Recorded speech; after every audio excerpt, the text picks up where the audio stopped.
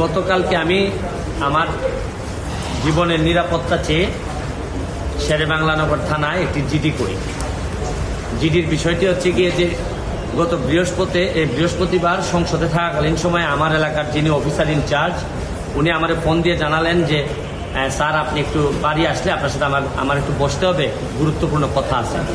তো শুক্রবারে আমি বাড়ি যাওয়ার পর উনি দুপুরবেলা আমাকে বললেন, আমাকে একটা মেসেজ দেখালেন যে ওনাকে একটা লোক 2-3 দিন ফোন করার পর উনি যখন আমলে নিচ্ছিলেন না তখন ওনারে একটা মেসেজ দেয় যে ওই লোকটা, অজ্ঞাতনামা লোকটা আমার সাথে দেখা করতে চায়, কথা বলতে চায়, দেখা করতে চায় না, কথা বলতে চায়। তো ওসি সাহেব আমলে নেননি। পরে যখন মেসেজটা দেখছেন যে মেসেজের মধ্যে আছে, দেখা যাচ্ছে যে একটা কন্ট্রাক্ট কিলার গ্রুপ যারা হায়ার করা হয়েছে তারা নাকি অ্যাক্টিভ, তার বক্তব্য অনুযায়ী। তো ওসি সাহেব আমারে উনার ফোন দিয়ে ওই অজ্ঞাতনামা ব্যক্তির সাথে ফোনে ধরাই দিল। আমি কথা বললাম, কথা বলার পর যে জিনিসটা ওরা জানাইলো আমাদেরকে, ওই অজ্ঞাতনামা ব্যক্তি সে নিজেকে আইডেন্টিফাই করতে চায় না, সে তার অ্যাড্রেস বলতে চায় না। সে বলে যে আমি নিজেও ওই কিলার গ্রুপের মেম্বার ছিলাম, যখন আপনার নামটা আসছে আপনাকে হত্যা করতে হবে, তখন আমি বলছি যে না, আমি এটা পারবো না। কারণ উনি ওই লোকটা সিলেটি, সে আমার কাজকর্ম সম্পর্কে জানে, এই জন্য সে কোনোভাবে রাজি হয় নাই। তখন সে বলছে যে আমার বিষয়টা হচ্ছে কি, তার বক্তব্য অনুযায়ী আমার বিষয়টা হচ্ছে কি, আমি আপনাকে একটা ওয়ার্নিং দিচ্ছি, আপনি এই 2-3 দিন আপাতত ঘরের বাইরেই যাবেন।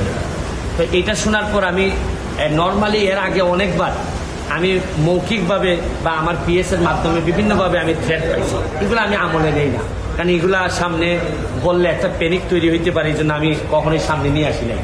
এইবার যখন আমার এলাকার ওসি সাহেবের মাধ্যমে আসছে তখন আমার কাছে মনে হয়েছে যে মানুষ যখন কখনো কোনো ওসিরে নর্মালি তো কেউ ফোনই দেয় না, তার উপর যখন সে এইরকম একটা মেসেজ দিচ্ছে তখন আমার মনে হয়েছে যে সিরিয়াসলি একটা পটেনশিয়াল থ্রেট, আমার এটা অবশ্যই আমলে নিতে হবে।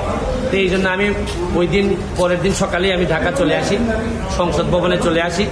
এসে আমি এর ভিতরে আমি পুলিশের ঊর্ধ্বতন কর্মকর্তা যারা আছেন তাদের সাথেও আমি কথা বলি। তো এরপরে আমি জিডিটা আমি গতকালকে করছি। কিন্তু আমার যে জায়গাটাতে প্রশ্ন হচ্ছে, দেখেন আমি একজন মেম্বার অফ পার্লামেন্ট, পুলিশ যখন আমার এলাকার ওসি সাহেব যখন জানলেন কোনো একটা মারফতে যে আমার একটা লাইফ রিস্ক আছে, তখনই কিন্তু উচিত ছিল যে উনি এসপি সাহেবের সাথে আলাপ করবেন, ডিআইজি সাহেবের সাথে আলাপ করবেন।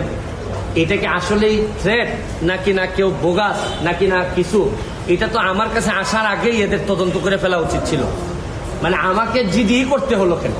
প্রশ্নটা হচ্ছে গিয়ে যে আমার থ্রেটটা তো আমি জানি না, জানছে প্রথমে ওসি সাহেবের পরে এটা এসপি ডিআইজি ওনাদের কাছে যাবে। আমি জানার আগে ওনারা আমাকে প্রোটেকশন দিবেন, আমাকে পরে জানাবেন যে এই থ্রেটটা যেটা ছিল এটা রিয়েল অথবা ফেক। ওনারা আমাকে বলছেন, ওসি সাহেবের যতটুকু ব্রেইনে ধরছে উনি ধরছেন, আমাকে বলছেন, আমাকে জিডি করতে হয়েছে। আর আমার নিরাপত্তা তো এখন আমার নিজেরই দিতে হইতেছে। এখন রাষ্ট্রযন্ত্র, আমি এইটা বুঝলাম না যে এই রাষ্ট্রযন্ত্র আসলে কি আদৌ আমার বাঁচায় রাখতে চায় কিনা।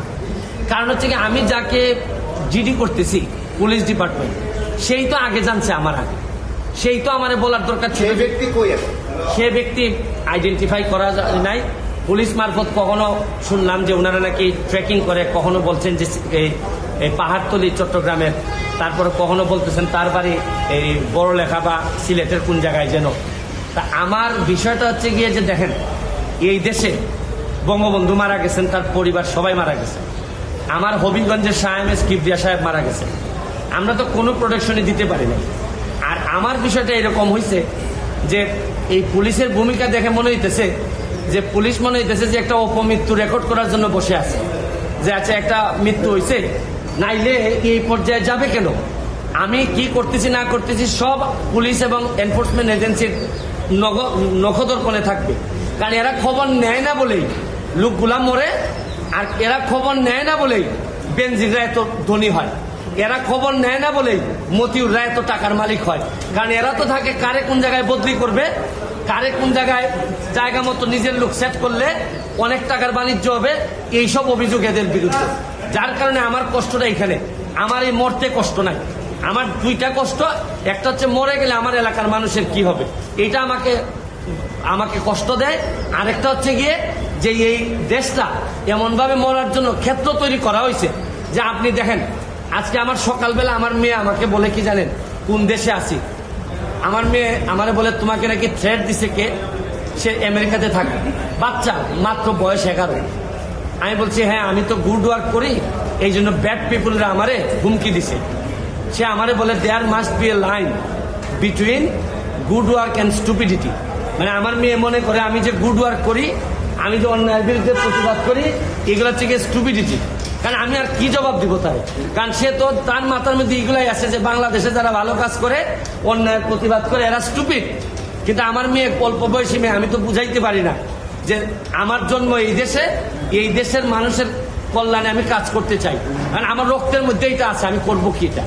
যে ধরনের প্রোটেকশন, আমি তো আর আগের ব্যারিস্টার সুমন না, মেম্বার অফ পার্লামেন্ট হিসাবে আপনি না আগের ব্যারিস্টার সুমনকে ফেলে দিলেন, কিন্তু মেম্বার অফ পার্লামেন্ট হিসাবে আমার সিকিউরিটির আগেই আমি যে জিডি করা লাগলো এটার জন্য দুঃখ প্রকাশ করতেছি।